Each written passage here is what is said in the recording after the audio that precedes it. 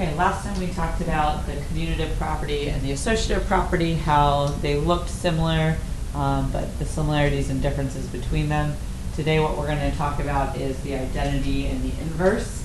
So the first property we will look at is the identity property of addition or multiplication.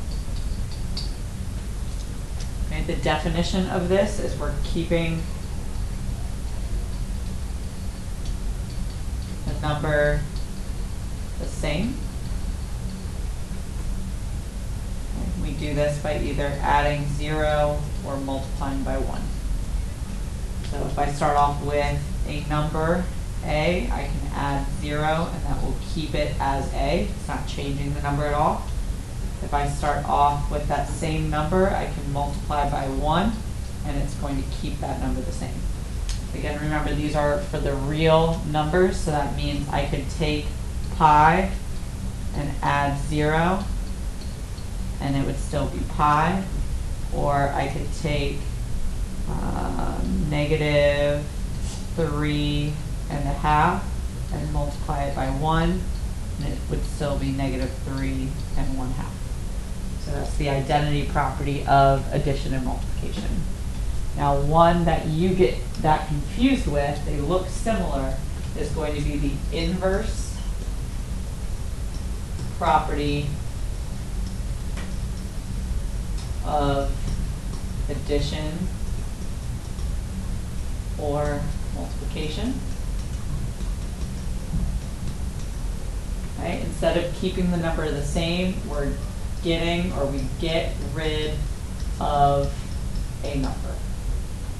Okay, so instead of adding 0 or multiplying by 1, we're going to equal 0 or equal 1. So the way we would do this is if I had a number, I would add its opposite to it, and that would equal 0. So that's that equaling 0 part that we just talked about. Equals 0, this equals 0. Or if I started off with a number, I would multiply by its reciprocal. So I would flip the numerator and the denominator. So a is 1 over a, and that would get me 1. So it equals 1. Okay, so again, these two properties, we're getting rid of the numbers that we're starting with, getting rid of these guys to equal 0 or to equal 1.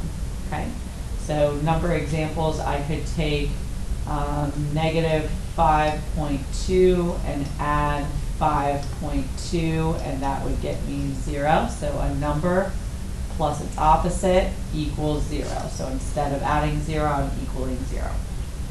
For the multiplicative property, I would take something like 2/3 and multiply it by its reciprocal. So the reciprocal of 2/3 is 3 over 2, and that would equal 1. So the difference between these two properties that we want to be very aware of is with the identity, we're going to be using the 0 and the 1 in the problem with the operation, either adding 0 or multiplying by 1. With the inverse, instead of adding or multiplying with 0 and 1, we're going to equal 0 and equal 1.